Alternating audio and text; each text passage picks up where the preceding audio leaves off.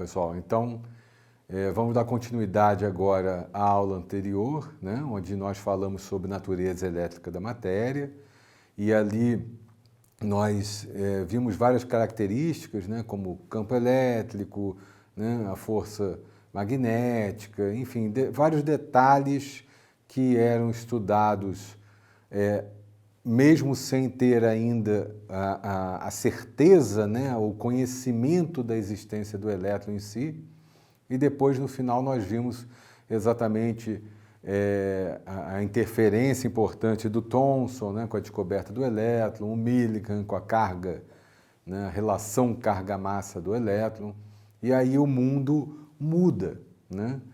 E o importante de mostrar hoje é exatamente a limitação da física clássica em face dessas novas descobertas, ok?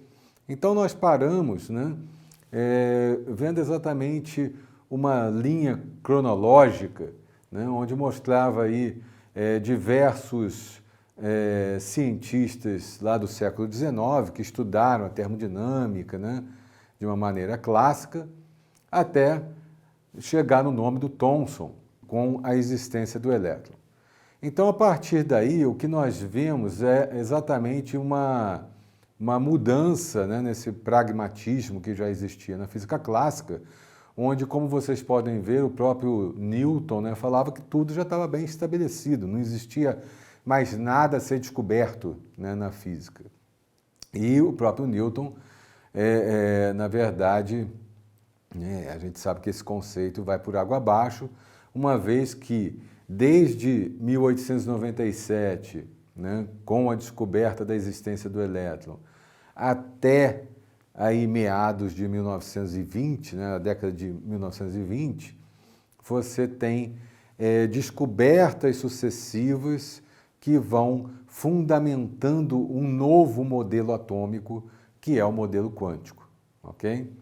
Então, nós vamos ver nessa aula basicamente esse desenrolar, né, desde Rayleigh Jeans até nessa fundamentação do modelo quântico, ok?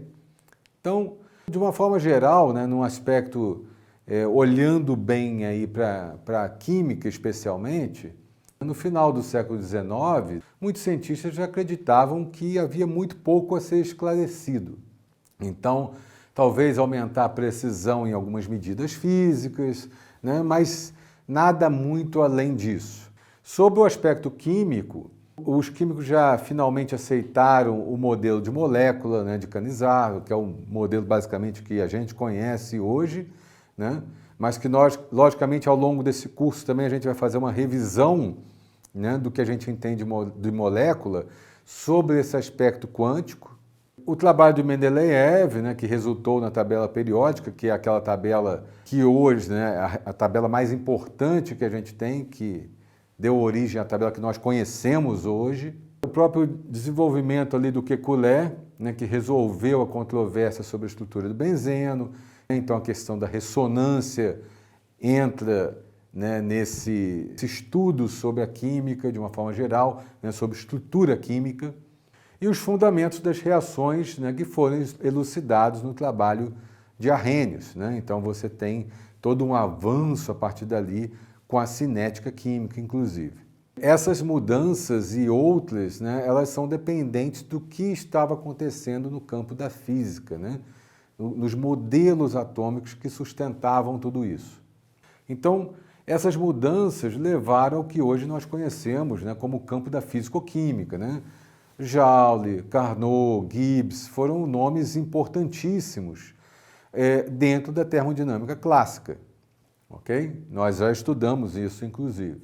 E no início do século XX, né, vem a questão da relatividade de Einstein, vem a questão da mecânica quântica através de vários cientistas aí, mudando o mundo e, inclusive, tendo um impacto importante no cenário tecnológico, né, e de inovação que a gente encontra. Basicamente, tudo começa ali, ou a gente pode se basear, né, no estudo da espectroscopia. Então, em 1864, o James Clerk Maxwell desenvolveu a teoria dinâmica do campo eletromagnético, que unificou aí várias leis da eletricidade, né? Lei de Ampère, lei de Faraday, e esse princípio da espectroscopia ele vai ser fundamental na identificação, tanto hoje ainda, né? Na identificação de compostos químicos, mas naquela época, na identificação do entendimento do que havia ali sobre essas questões eletrônicas, né? Então, o que é? Eu estou falando de espectroscopia e, logicamente, isso é o estudo, né, sobre o espectro eletromagnético, né? Quando eu falo isso, eu tenho que perguntar o que é uma onda eletromagnética, né? O que é esse tal espectro eletromagnético, a gente já vai ver. Então, a onda eletromagnética é uma onda, como nós estamos vendo aqui, que se propaga, né, no espaço. Você vê ali duas componentes, né, perpendiculares entre si, onde eu tenho ali um comprimento de onda, né, dado pelo lambda, logicamente a sua amplitude, como uma onda normal, né, como a gente faz qualquer medida, né, com uma onda clássica. Só que esses componentes carregam informações eletromagnéticas, que são extremamente importantes, né? Essas informações, por exemplo, elas são importantes para identificar que tipo de luz está chegando aos nossos olhos, que tipo de radiação se propaga pelo espaço, que tipo de radiação eu vou incidir sobre um determinado composto químico para identificar o que há nele realmente. Então, esse tipo de estudo é extremamente importante para a gente. E aqui eu faço o link com a parte final do nosso curso, porque lá no final nós vamos estudar um pouco de caracterização dos compostos químicos, exatamente sobre esse aspecto da espectroscopia, né? Então vamos ver tanto a parte da espectroscopia eletrônica, por exemplo, que seria a parte do ultravioleta visível, como a parte vibracional ali com a parte do infravermelho, né, a espectroscopia Raman, além da parte nuclear, que é o que a gente estuda com o RMN, ok? Então, se olharmos mais de perto aí para um dos componentes da onda, né, como eu falei, o A está medindo ali a amplitude da onda e o lambda está medindo, né, de uma crista a outra o comprimento da onda, ok? Então, basicamente isso. Essa função que aparece aí embaixo, né, o f de x, basicamente é uma equação que descreve a onda em si, né? Então eu tenho ali o E, né, a energia no componente y ali, digamos, né? Ele é função de x e zero, né? O zero é a nossa origem, digamos assim, da onda, tá? Que é igual a A, o que é o A? A amplitude vezes seno de 2π sobre lambda vezes x.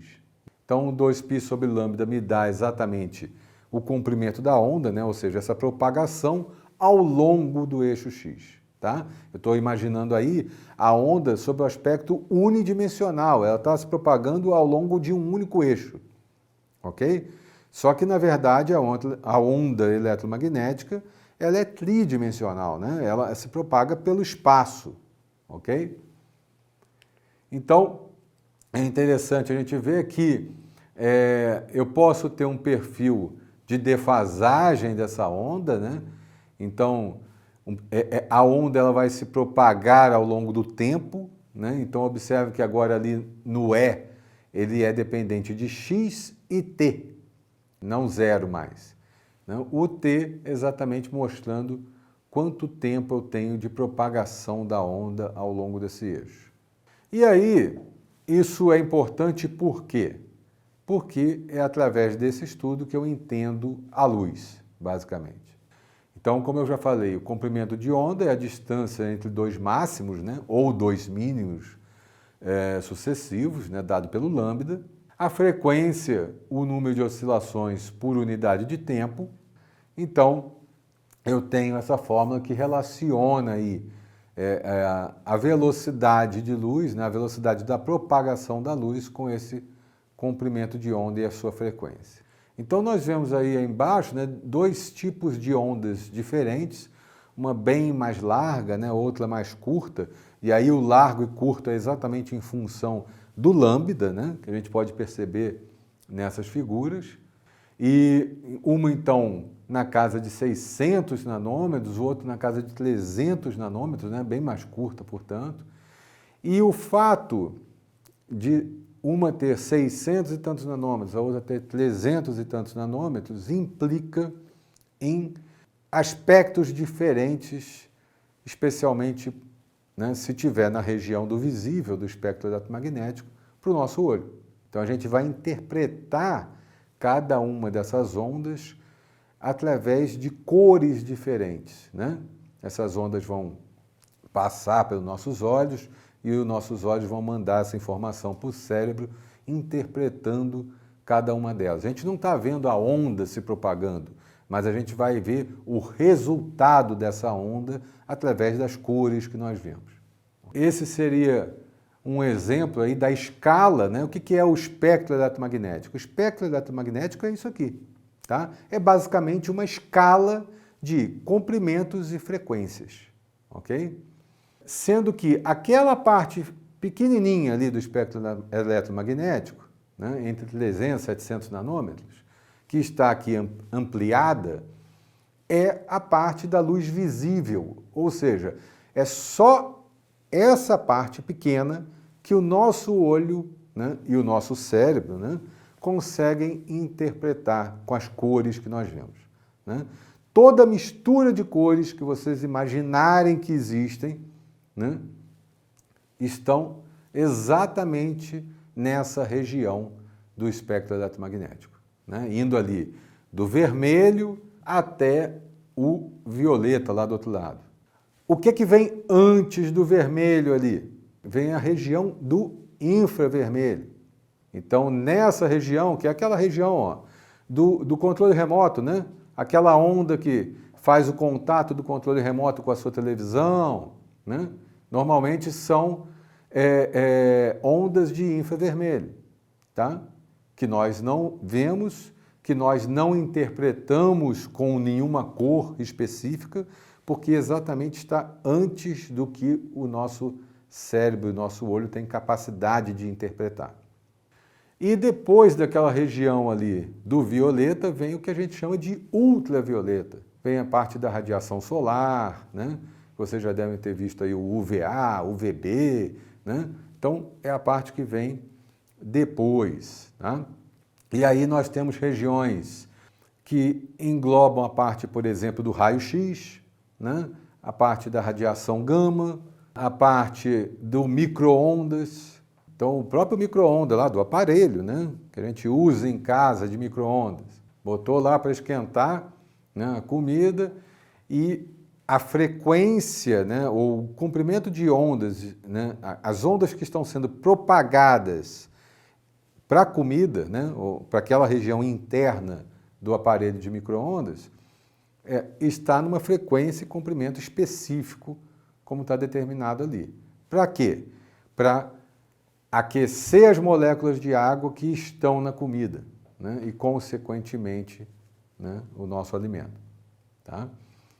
E aí tem as ondas de rádio, as ondas de TV, né, são ondas que estão, né, por todo o espaço aí que nós não vemos, né, mas sabemos que existem. Então, todas essas ondas estão nessa escala, né, de frequências e comprimentos, que é chamada então de espectro eletromagnético, ok?